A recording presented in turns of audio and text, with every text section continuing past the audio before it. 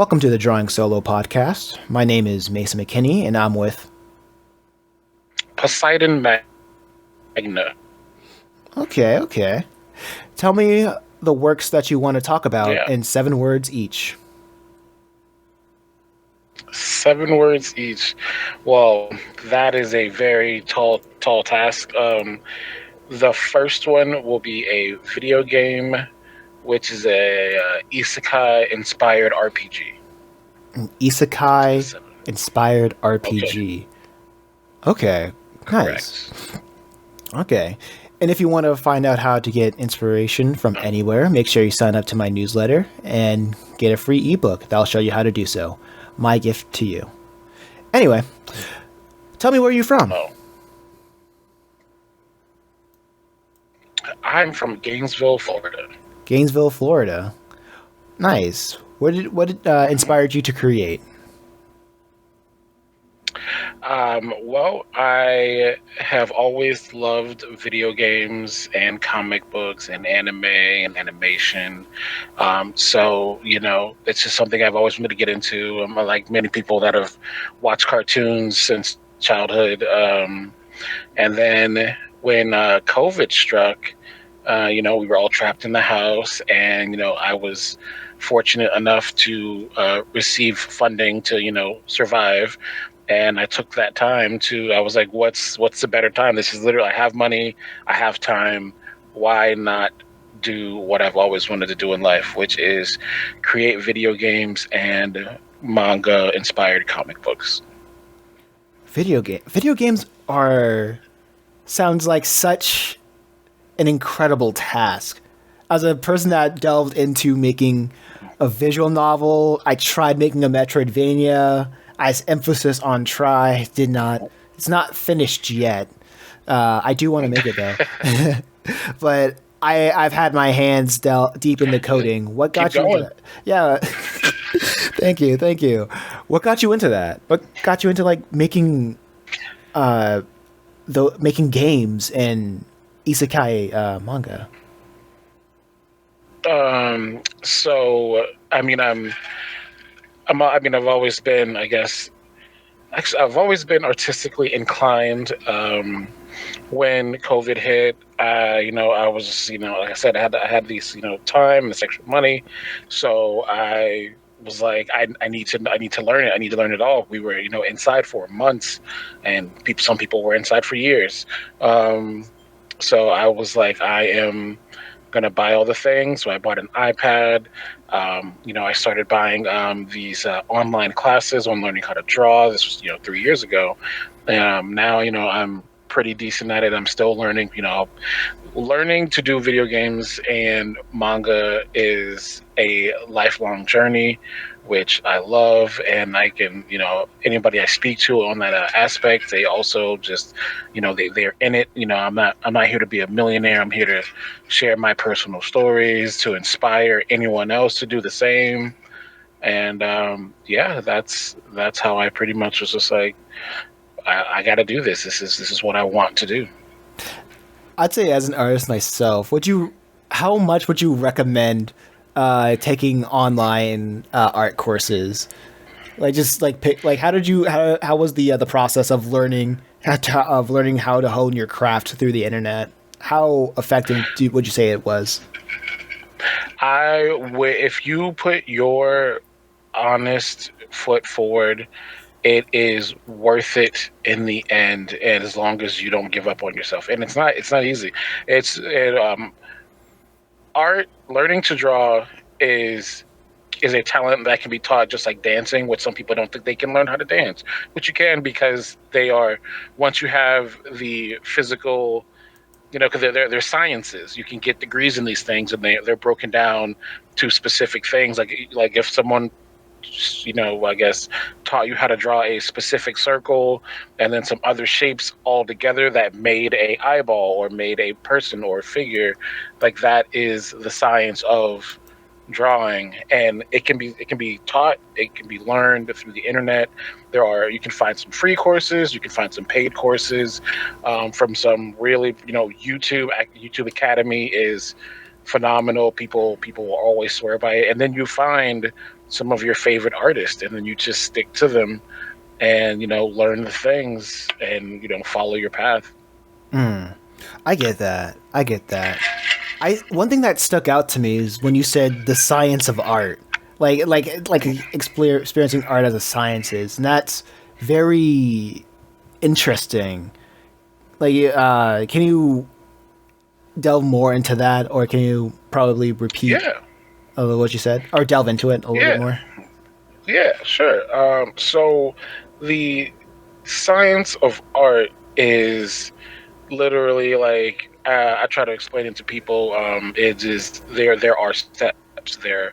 It is like baking. It is like cooking. There are instructions to do art. Now you can go in much like cooking and just try things until you figure out what works, or you can take the scientific route where there is a base guideline. And I say guideline very strongly because you don't have to follow every single notion, because that's how you create different art styles.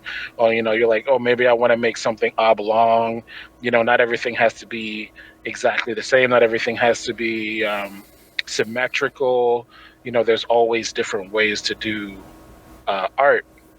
So and what I mean by the science of it, there are art degrees, and when you get a degree, it will say, let's say let's say you focus on game art, it'll be a bachelor's of science in game art. So you literally now are a professional artist in the science of game art, because you've learned it through a school that was qualified to teach you as such. Okay. What is your take on the phrase art is subjective?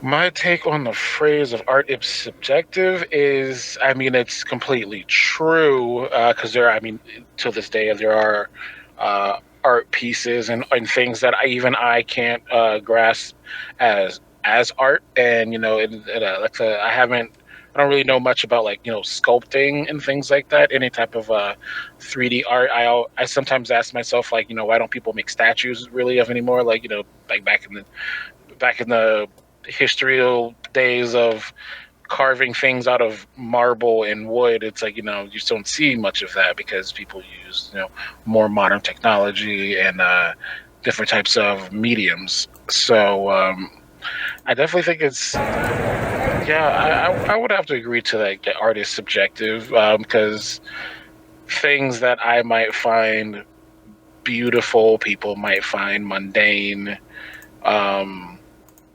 Yeah, it's a pretty solid statement.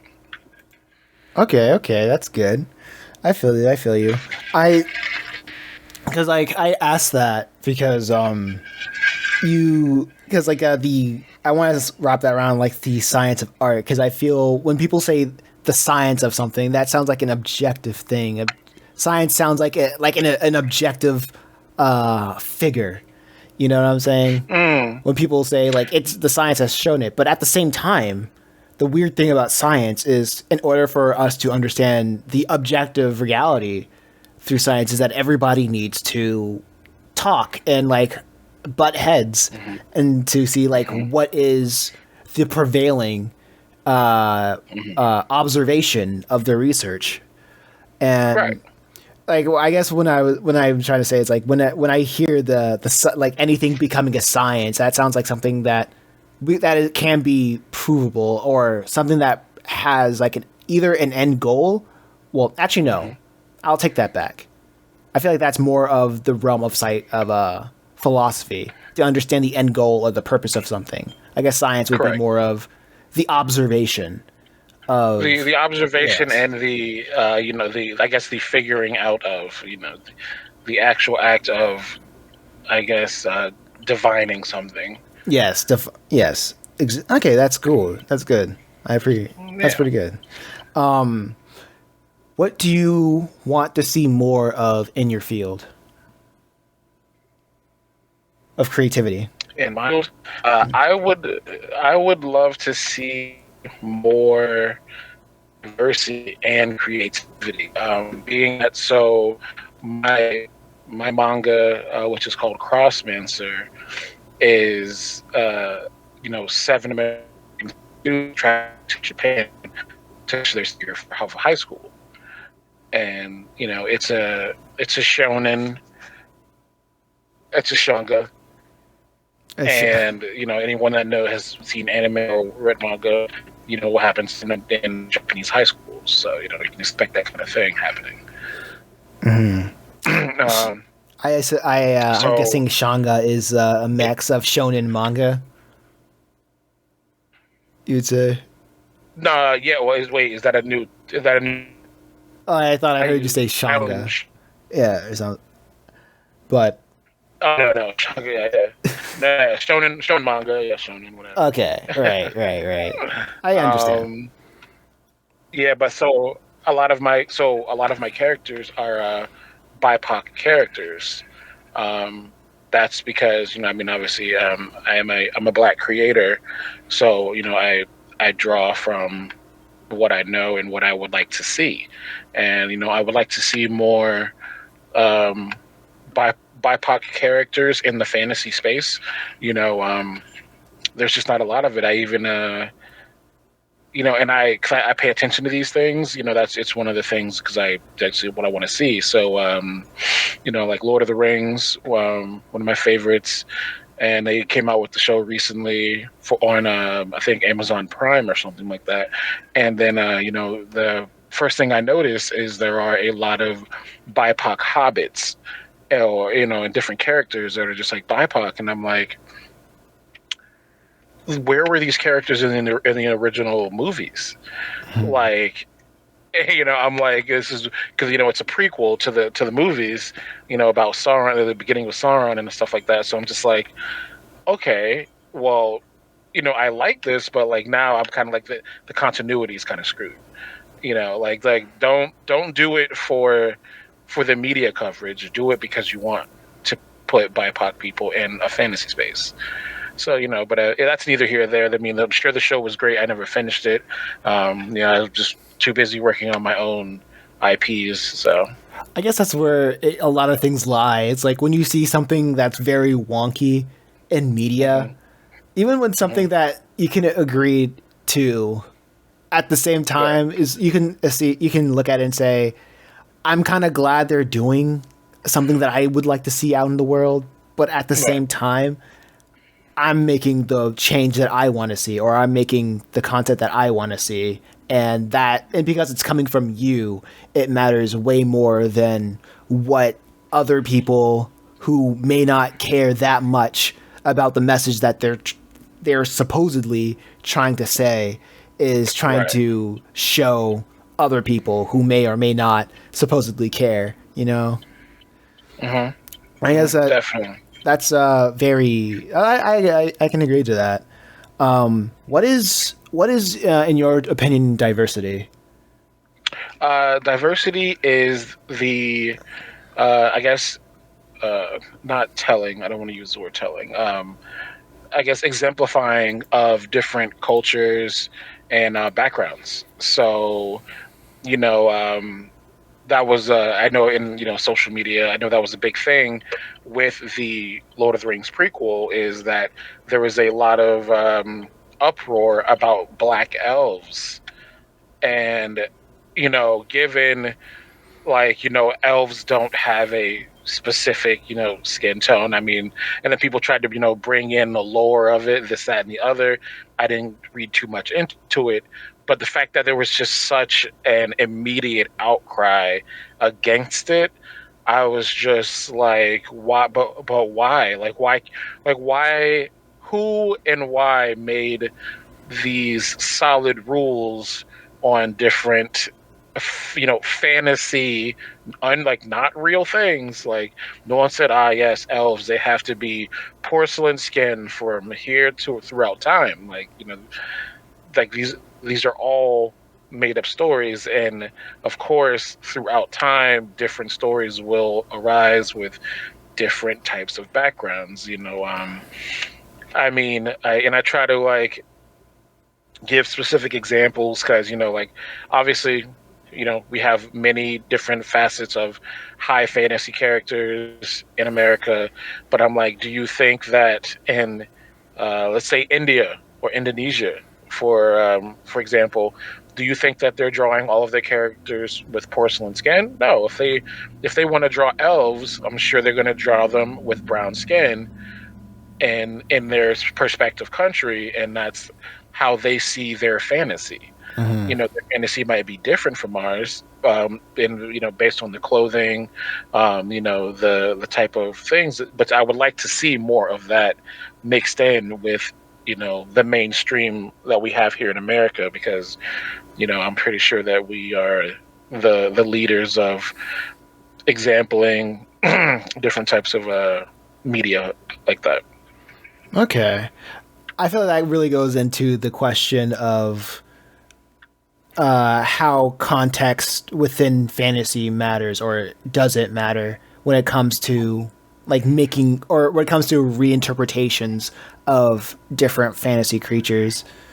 Mhm. What are your like? I would ask like a what are your thoughts on that? Because like yes, things are in like, of course these things are not real, Right.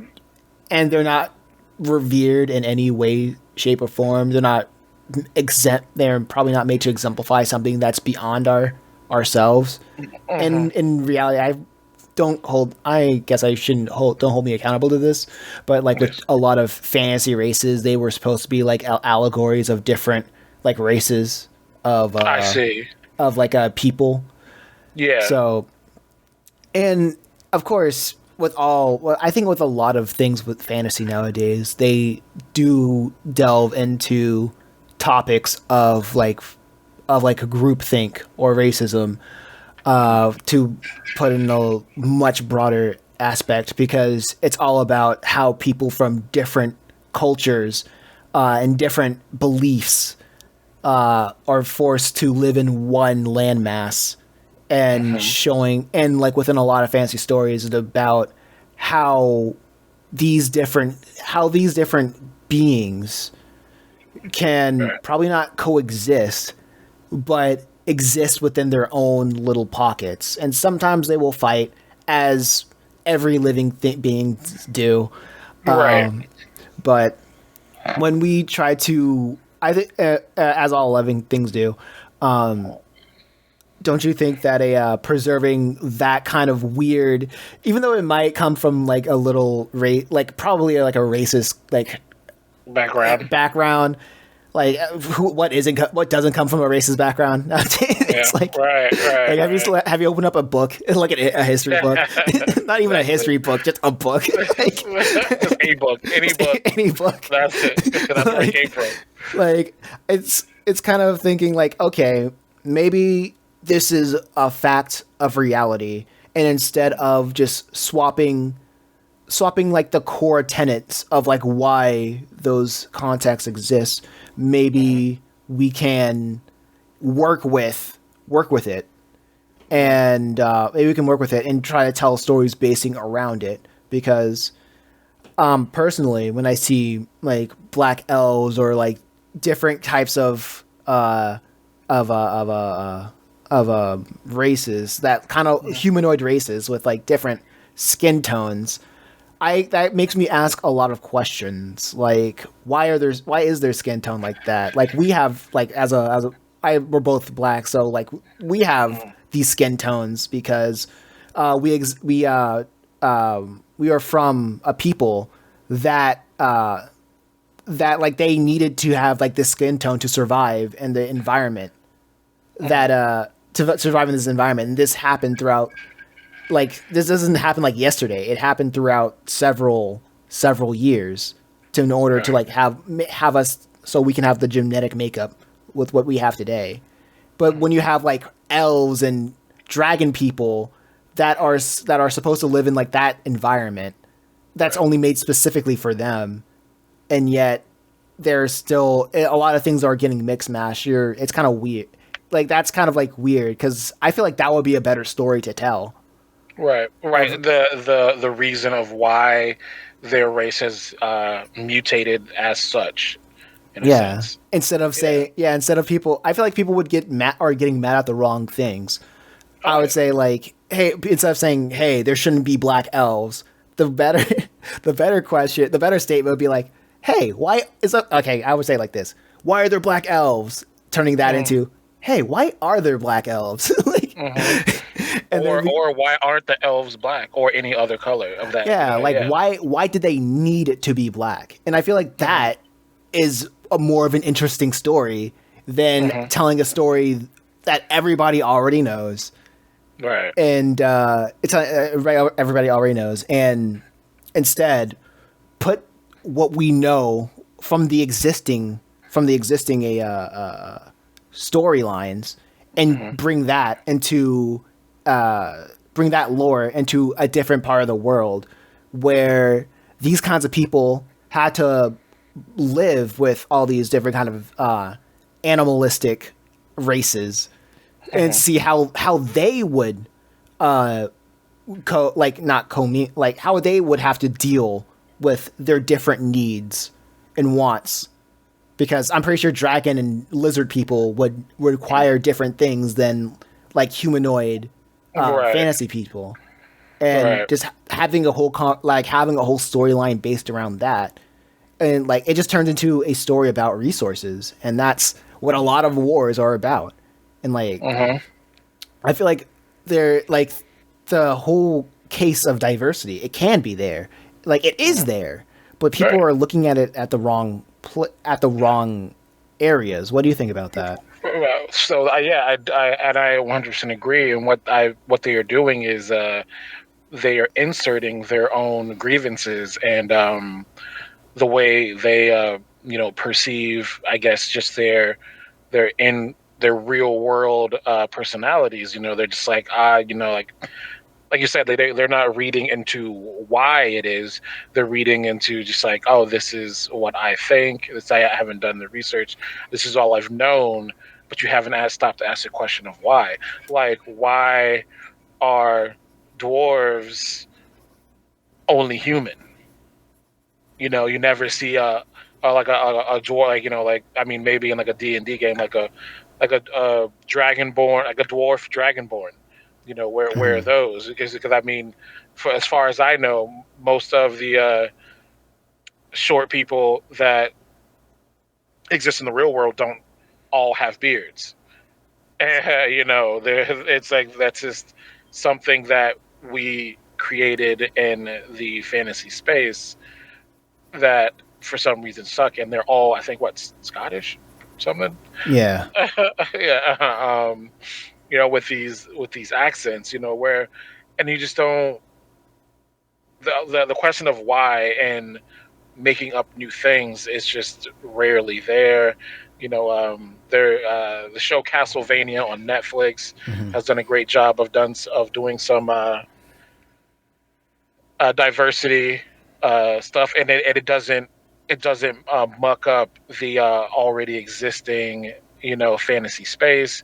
You've got I'm pretty sure they were Caribbean um, vampire hunters and they've got accents, they've got their own background and how it affected them, and they take some lore from the real world, twist it and turn it however they want to and for their specific story.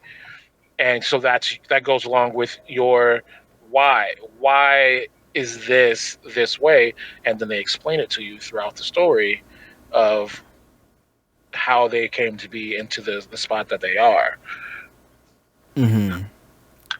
What was that? Well, there was a phrase like that, like something disbelief, like context. Like, do you know what I'm talking about? I don't think so. I don't know. It's like a within a certain story, you are allowed. Oh, I know what you're talking about. Yeah, like you can't, like, it has to be believable. Yeah, it has to be believable. But when you take too many things, if you take like add too many ingredients to the pot, Right. you kind of are left with something where somebody who is familiar with the source material, when they look at the pot, they're like, this isn't This isn't soup. Like you just threw everything from the refrigerator and you're just putting it Right. on my plate. This, Right. Yeah. You just like, but yeah, and that's what and a lot of people are doing that. I mean, the market is oversaturated with just or people who are inexperienced in the field of storytelling and artistry, who have the who have the access to make these things and put it out there and sell it as such. And that's why that goes back to me saying knowing the science of art, knowing the science of storytelling. Like there are specific ingredients that go into these things that make the baseline, that make them what they are. mm, And then from that baseline you add your own personal spin on it, you add your own advanced techniques on it. And that's when you really start getting into diversity, you start getting into creativity. It's yeah, and it's just it brings a whole new light to things that we already know as fantasy and all this stuff that we do solo, especially being like me being an indie creator. mm, um I try to keep that I don't know how to say it, like the normality of fantasy, but adding in things to the point where, like you said, it has to be believable. yes. And as long as it's believable to a point where someone's like, "Hey, wait a minute," it's just like, then it should work. It should work, and it should feel familiar. It should feel relevant. It should feel relatable. That's a big thing. A lot of people don't realize, it's if it's not relatable, people will turn it off. It'll be like I don't even know what I'm watching. Who is the story for? It has to be for someone. This is that kind of okay. First off, I want to say suspension of disbelief. That was that was the phrase. Suspension of Yes, disbelief. that's what it Gotcha. was. That's what it was. And to the second part, that's more closer to what you just left off with. Um, there are it makes me more fascinated when there are shows where the point is that everybody is irredeemable. I think Arrested Development is like one. Always Sunny in Philadelphia is another, and Friends, I believe, Hmm. was another one. A lot of comedy series where it's just seeing terrible people get their comeuppance, Yeah. and I guess that's like the suspension of disbelief. Going back, like looping that back when it comes to writing characters that are unrelatable. Well, Hmm. actually, maybe they are. maybe, They're they are. relatable. Yeah, they are relatable. But like they're It's relatable just in a sense that's like right. I wish I wasn't like this. Right. I was like, I don't know if you want to be around those relatable people. Yeah, Like, it's these like, guys are yeah, too relatable. yeah, like no one. I mean, Joey from Friends. It's like, I don't know if I want to be around this guy. Yeah, Oh man. that's So yeah, unfortunate. But it's definitely a different. It's a different concept, but yeah, what can you tell me about writing what you know? Like the and whole a concept. Yeah, and writing what I know. yeah, just writing what you know or writing what other creatives know, and like how is it important when it comes to like making anything? Um, I mean, yeah. I guess that goes along the lines of saying, at the beginning, I am a forever student. So I started this thing 3 years ago. I just started reading and watching as much. I mean, that's any spare time I have, which is not much. I'm watching other people, learning learning from other creators who are already considered to be professional. So, writing what I know, I guess I'm just being that I'm consistently learning because I am not a professional yet. I mean, I guess I've always said that the definition of a professional is doing something and getting paid for it. So I mean, I'm making comics. I have sold. I started selling physical copies of my manga Crossmancer 2 months ago at my first convention in Ocala, Florida. Congratulations on that. Thank you, thank you. So yeah, right now I am learning the ins and outs of what is it like inventory. I'm like, okay, I sold this many books, but now I have to plan for my next convention. So I need more books, and how much is that going to cost out of the money I made? And then I have to keep progressing with the story. So now I'm doing, the business side of creation, which a lot of people don't think about, and that's how a lot of small independent creators sputter out because they're just like, yes, I thought I was just going to create. And I mean, that's why a lot of people, especially specifically in my space of creating comic books, is it's all online.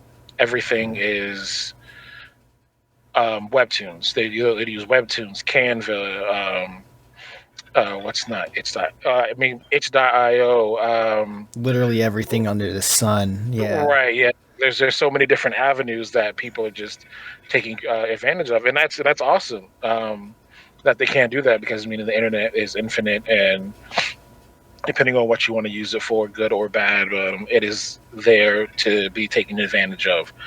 But to stand out, which is what I aim to do with my company Mavros Prime, is be uh, a step above the rest. I definitely think, like, yes, I implore everyone to be creative, do what you want as far as showing your truth, showing your story. But at the same time, I also believe there's a level of quality that should come with that um, with that belief. Like I said, it's the market's oversaturated with people who are trying to make a quick buck. Sometimes just trying to, or a lot of scammers out there, people with who didn't do the research, who didn't do the studying, who didn't learn the science, who didn't study the ingredients. Um, there's a lot of people out there that are but they're loud, and everyone knows that the loud and wrong people are always on the front page, while the people who are studying, learning, creating, crafting, perfecting their craft, they're quiet and they might not get seen as much. But once they figure out their formula, you're like, oh my god, this was an overnight success story. Like, this guy was no one, and then the next day he had 1 million views on TikTok or Instagram, and it's like, no, that was not overnight. He has been in his lab studying the ingredients, making sure he's not making the wrong uh, moves, so that people will push him off to the wayside, so he's not discredited because of something that he said he was going to do and he didn't do, because he learned very quickly that this is not an easy path to follow. What do you think we can learn from the people oversaturating the market? What can we learn from people?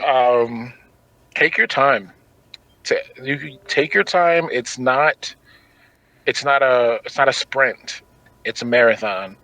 You do not need to rush yourself to put your stuff out there, because you want to make sure that when it is finally put out there, that it is not only up to par with what you want, but up to par with what people want. Because in the end, I mean, some people say, oh, I wrote this for me, and I'm like, okay, if you wrote it for you, that's fine. You're not looking to make any money off of it. That's fine. A passion project, so you can do a thing and say I did it. That's fine. I know a lot of people that make music that way. They make a CD because they're like, I want to make myself a CD so I can say that I was a musician and I made my own EP. And I'm like, that's awesome. But if you want to be a musician, if you want to be an artist, I want to be a comic book creator, I want to be an animator. This is much more than what I want. I am trying to inspire, I am trying to provide a space for BIPOC creativity, diversity in the fantasy space. So I have to make sure that everything I am doing is not like everybody else who's just taking, not studying, not doing the research, not doing the groundwork, and putting their stuff on the internet and just looking for quick likes, you know, quick money, and they're not here for the longevity of it. So that is what we can learn from those who are oversaturating the market. What do you want people who listen to a play or read your comics, manga, or play your games? What do you want them to take away from, like, what's the message that you want them to take away from the media, the art that you create?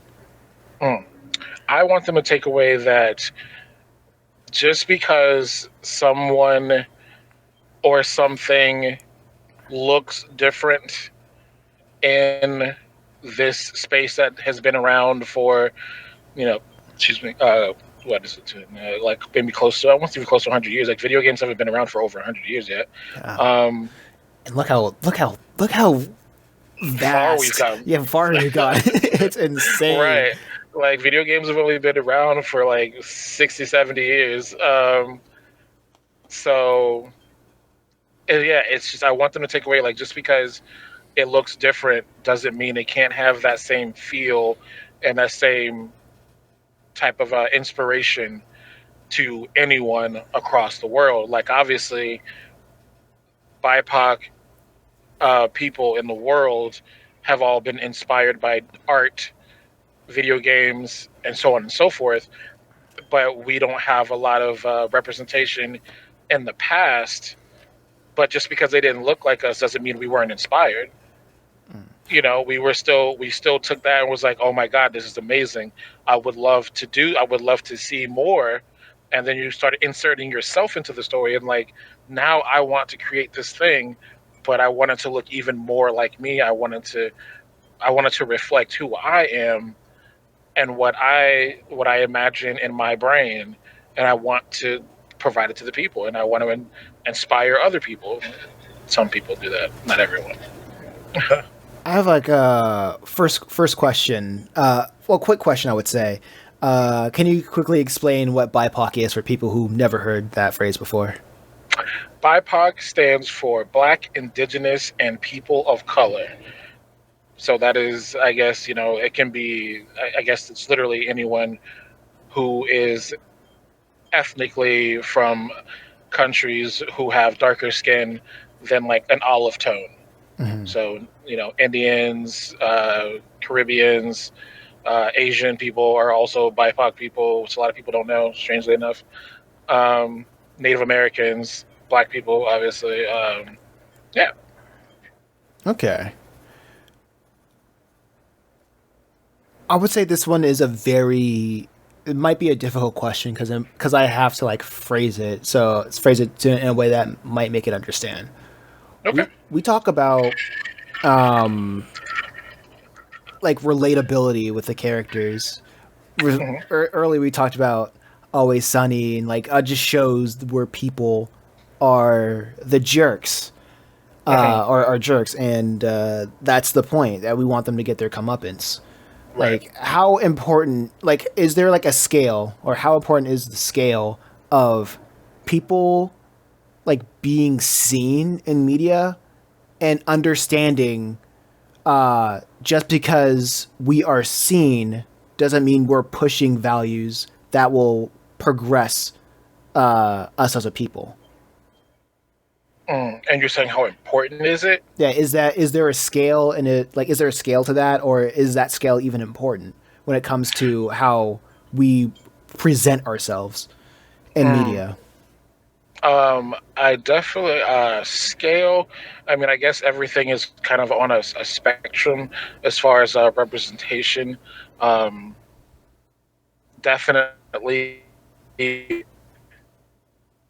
those people that are like jerks. I don't like getting political, but obviously, the former president. I feel like I take his representation into like a perspective where by him doing the things that he did and being seen, it, it caused a shift in people like as a whole to actively to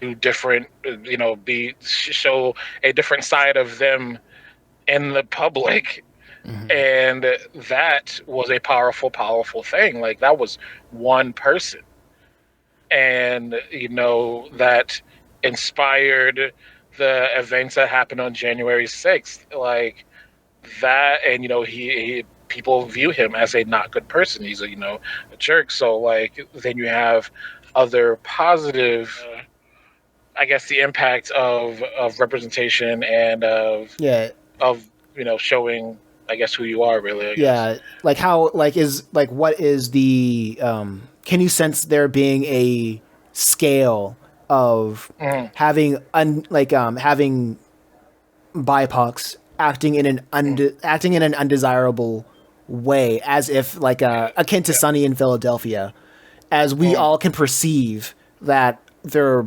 actions are undesirable, but at the same time, because we don't see a lot of BIPOC representation, should like what should we be able to differentiate the the quality of that of that presentation, or should we need more of that quantity of that presentation in Um, general? yeah, I definitely think we would need more of that quantity of that presentation, especially in a positive light, because it's, BIPOCs are usually minorities, especially in America.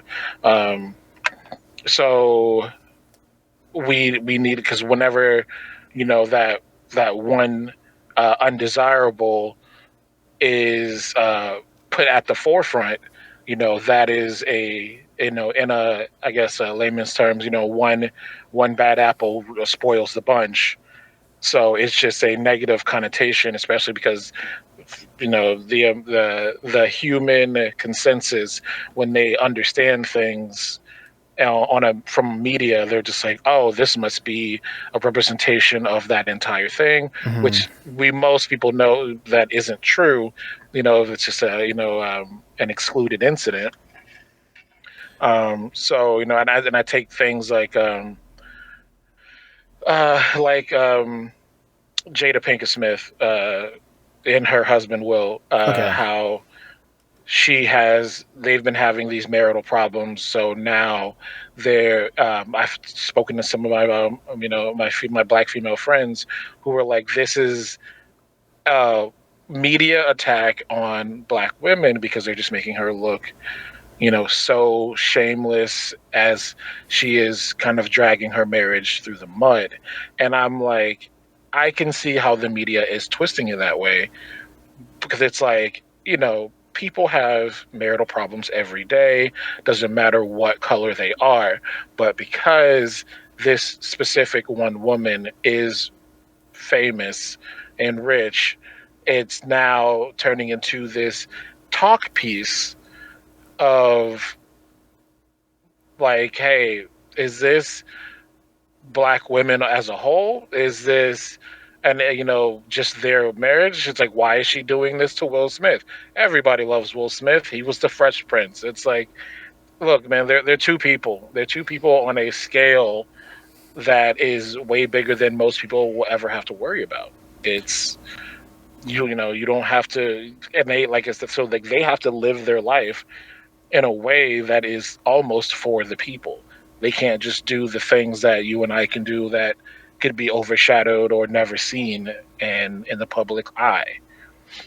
Um, you So know. so like if I could feedback of what you said, there would be merit to have an increase of quantity of BIPOC figures, so Correct. we can understand that there will be like the good, and then there will be the bad, Hmm. and the more we see of these figures, their flaws and all, will continue to the masses will understand how to humanize them, because you can't it's because like it'll get to a point where you can't get away from them.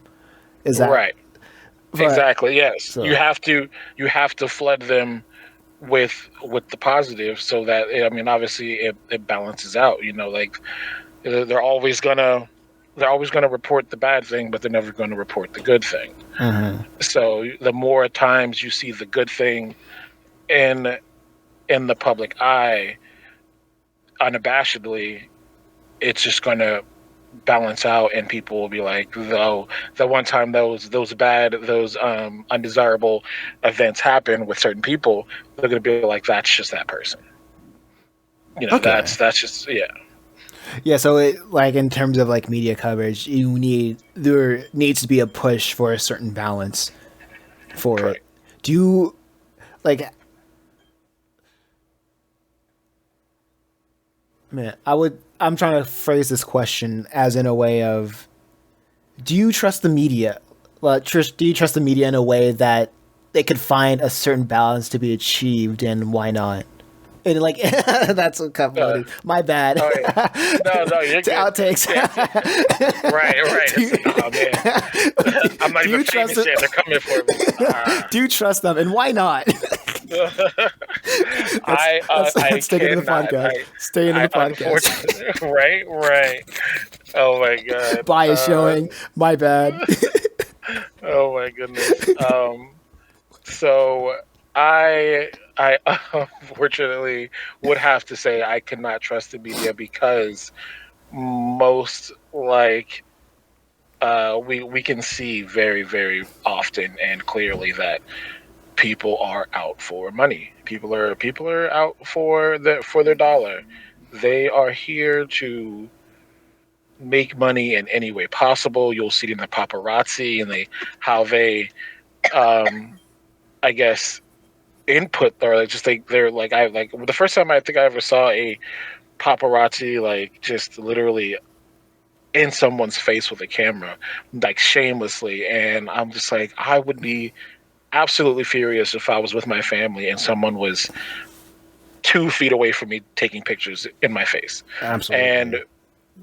apparently, and it's, you can't attack these people. Obviously, attacking people is illegal, but it's like, how but there's no way these people can get offended. Like, if that invasion of privacy is so outrageous, I'm just like, I wouldn't take it. So, and then they're going to twist and turn your words. People are doing it every day on TikToks and everything. They will take an excerpt of what you say and present it in a way that makes it seem like, oh, this person said this, and it's like, that's not the entire context.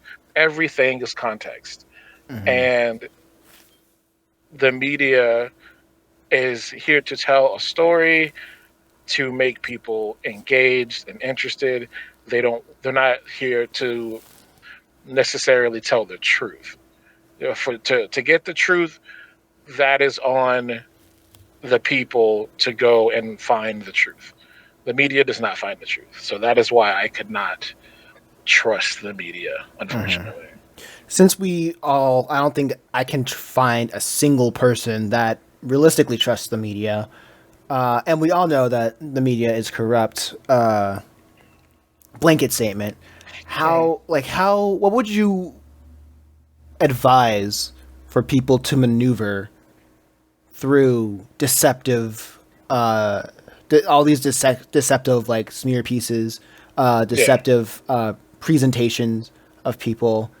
Mhm. Would you say, and would you also say that too much of a positive light would be in itself a deceptive term, a deceptive tactic? No, because then before I got cut off earlier, I was exemplifying people like Keanu Reeves, who in the media is a very positive figurehead. I feel like he's a very, very, in the light, in the positive light, and he's just that I don't see any like negative connotations about him ever. Um, oh man, I had something to say about the beginning of what you said, Oh, but it's yeah. what you say. I'm sorry. The first thing is like how can we maneuver, and I have another thing Oh, about right, the right. Keanu Reeves. I'll pin that later. Yeah, how to maneuver, especially for smaller creators like myself and anyone else out there in the space. Community. It's all community. When you take the time to build your community, get to know people, have them get to know you, then when those smear pieces do come out, they don't even bat an eye. There's no way.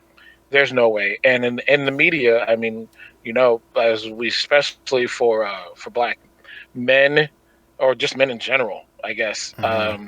There's a lot of these accusers out here of different types of crime. I know that Jonathan Majors things was a real slap in the face, especially when they found out he was innocent. Yet job his job security is shaken to the core now, and that affects not only him as a whole, but like the continuity of things that people hold dear as far as consuming media content. Hmm. And it's like, why even try to join that type of space when someone can derail you from from an unjust and untrue accusation? I So highly agree with that too, because like yeah, why would you want to involve yourself in with snakes essentially? correct. And that's why to maneuver that type of deal, community. Definitely just be with the community. And I know it's harder for famous people because they gotta watch out because the snakes come in hundreds and thousands of people. But Hmm. once you have that community and you try to stay in that positive light, yeah, I feel like that'll be the best way. And I mean, there's some people I forgot. I love seeing stories about famous actors and like actresses and uh, artists and musicians, how they'll like pop in for a second and then they're gone. You never hear anything about their life. They're never in the media, but they're doing these things. They're acting, they're living their lives, they're living their stories, they have their families, but you just never see anything about them. And I love that. I Hmm. love that they can stay out of the media and still do their jobs, what they love, and not have to, put on this show consistently for the world, be it negative or positive. Right, I like that. I like that. But one thing that was interesting about what you said with Keanu Reeves, you had like Keanu Reeves as an example of like he's just positive press after positive press on Uh-huh. him, and that brought me back early in the conversation when we were talking about Jada Pinkett Uh-huh. Smith, Yeah. and you were talking about how your black female friend said, "Oh man, I'm so tired of hearing people talk about her because that's putting Uh-huh. black women down." But when Correct. we talk about Keanu Reeves, nobody's saying white guys are. Wait, is Keanu Reeves white? Yeah, I think so. Pretty sure. I don't Yeah, know if he has any ethnical backgrounds, but yeah. I'm pretty sure he's white. It was like when people talk about Keanu Reeves. I don't. It's weird. I don't hear people say, "Ah, man, the ethnicity that Keanu Reeves is from is Uh-huh. completely awesome. They're probably Uh, like yeah. angels Yeah. if they came from him." Like Uh-huh. when I hear that, it's I suppose it's kind of like how parents tell you you're whatever you do, you're a reflection of me. Yeah. But when you see a kid acting out, like how often do you talk about their parents? Actually, all the time. All the I think. time. Yeah, because I guess Yeah. I guess that just comes up that well actually Yeah. yeah. I guess actually it probably comes from like a sentiment of constantly being like a part of something greater, even though you don't know Jada Pinkett Smith. Like you don't share the only background you probably share with her Uh-huh. is probably where Being your black. ancestors came from, and that's probably the short and thick of it. And I Uh-huh. think and Well, go ahead. no, I was going to say that goes back to the minority. Hmm. The reason why you never hear people saying like, "Oh, Keanu Reeves so great," of that's exactly what he is. Uh-oh. Oh, can you Did I pause for lose a that? second? It's happening again. Hello? Yes, it's happening a little bit. It's happening again. Oh no. Here we go. Let's see. These trees. So many trees. All right. Let's hopefully get back to where we were. Hopefully. Maybe you can like I leave and then know come what road back. I'm on. Okay. I should refresh it. Yes. Okay. Yeah, you're good. I think you're All right. good. Let's try. I'm good. Yeah, You're you're good. good. I think I was under or a tree, a roof tree. I get you. Okay. Yeah. So what I was saying is, being that white men are, majority of, I don't even know if they're a majority of America, but they're a majority. No matter how many small incidents happen to that, not diaspora, a demographic, it's going to be seen as by person because there are so many of them. Hmm. But when it's uh, a minority, it's going to be like, oh, that's it's taken from that small sample group, so that must be a representation of the of that group, and we all know that's not true because humans are all separate people. People No do separate. everything separately. Hmm. Yeah. Yeah. Okay. Okay. I understand that. I understand that. That's how you were. How?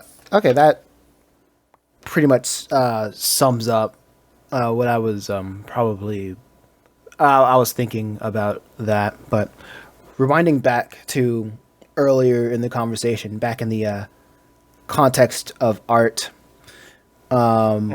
who like I remember you talking about earlier. You were saying you were a forever student, and Yes. who do you like? Do you have a certain figure that you usually go back to, or to improve upon your craft? To improve on my craft, Yeah. not specifically a certain figure to I guess who I'm like trying to mirror or learn from. I do learn from a lot of different YouTube creators. I know one of them, his Instagram name is Bluefay. Then there's Ethan Becker on YouTube. Love his exemplifying. One of the animators that I'm kind of sort of learning from right now is Havtza. It's Havtza. Hmm. Havtza. Love their short animations. I'm kind of like studying their style and how they're able to produce their animations quicker, but also with high quality. Yeah, but I mean, at the basis, I am 34, and I started my manga animation company, 3 years ago when COVID hit.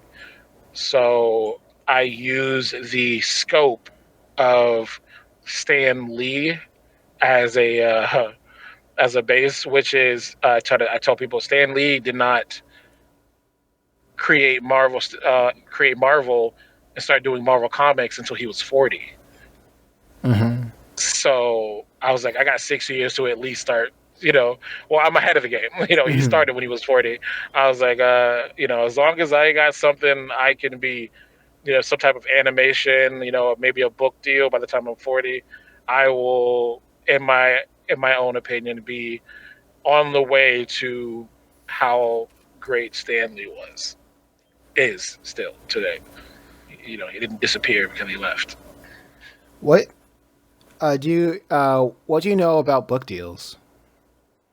I am learning about that. There is a manga company called Saturday AM, with the owner CEO named Frederick Jones. He I mean, he's been in the business, for years, but they recently and are still releasing their own line of mangas, which I want to say 2 years ago they did not have any book. They didn't have a book deal. They didn't have any physical mangas out. But now you can go to Walmart. You can go to Books a Million. You can go to Barnes and Nobles and find their books on these shelves. And I was like, given I know he didn't do this in 2 years, but the fact that he was able to collect artists who have their diverse stories, get them on paper, get them book deals, and get them onto marketable shelves, that is something I want to learn, which is, that's, I don't know. It's something I have not ventured into personally yet, but is on my docket of things to learn as a independent creator.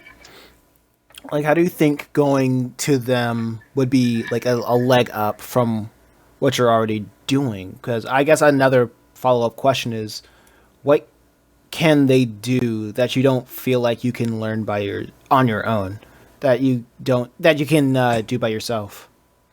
Well, they have a team, and I'm heavily invested in creating a team of phenomenal artists, creators of all types, to tell their stories, to help me do my stories, and so on and so forth. Because it does take a team, and I tell people all the time, like, there's a lot of independent creative. That's one of the things I said that I definitely want to see more of in my community, in my space. It is more camaraderie, more inclusion, more teamwork amongst a lot of these indie people, because a lot of people, everyone wants to do the thing, but no one's coming together to do the thing together, which would make it easier and more possible if they just came together and worked together. But it's, the way the media paints things, no one wants to get taken advantage of. No one wants to be like, oh, let me take that story of yours there, produce it for you, and then you make 15% of the revenue because you're like, wait, but I made this from scratch. Why are you getting paid off of something that I made? Why are you making more money than I am off a thing that I made? And it's a fear that everyone has, especially as an independent creator. But hopefully, it's possible to overcome by getting together. And they, any animation studio, any manga studio, they have teams. They have teams of people. They have artists. Creating a book, creating a video game takes teams of people, Absolutely. So and it's just ridiculous. would you want to join them to be a part of a team, or in hopes of learning from them so you can depart and create your own team? Saturday AM has held some events in the past where they try to add on different stories, to bring people on.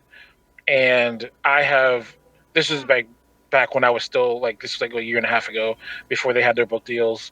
I put in some of my art. I tried to join. I didn't make it, and I was like, okay, that's fine. I didn't make it. I didn't quit because that was just one thing. A lot of people are trying to join the big houses like Shonen Jump and things like that, like Kodansha, what have you, Mappa. But I mean, if they were to come, I mean, it might sound a little, egotistical, but if they came to me and were like, "Hey, join our team," here's a deal, and I would definitely, I would take them up on that. But that's not my goal. I won't say it's not my goal. It's just not my focus, Hmm. because I want to produce. I'm not producing to be with them. I'm producing to produce. Hmm. I want to produce my manga. I want to produce my video games, and I want to do them correctly and quality. And if that happens to catch the eye of someone who is professional, then I would, yeah, we'll see where that takes me. Nice. Okay, so one final question. How can people support your goal? Awesome. People can support my goal by going to my website, Mavros Prime, MAVROS Prime.com, where you can see all of my art and upcoming projects and read the first chapter of my manga, Crossmancer. You can follow my Instagram, my art station, my TikTok. It's all Mavros Prime. Trying to see, well, I think we're getting a Facebook, but yeah, trying to balance all the social medias is pretty ridiculous. But yeah, we do donations, we do collaborations. Like I said before, I like to do more camaraderie and inclusion. So like, if you are a freelancer, if you're an artist, if you want to be a part of the Mavros Spartan dream, we would love to. I would love to talk to you. You can DM me at any time. I answer all of my DMs. Yeah, as our the motto at Mavros Prime is to divine your legacy, Hmm. and that is something that we believe that everyone can do as far as making, divining, figuring out who they are and what they want to do. All right. This has been Drawing Solo. My name is Mason McKinney, and I'm with. Poseidon Magna. All right, Poseidon. And if you want to find out how to get inspiration from anywhere, make sure to sign up to my newsletter and get a free ebook that'll show you how to do so. My gift to you. Signing out.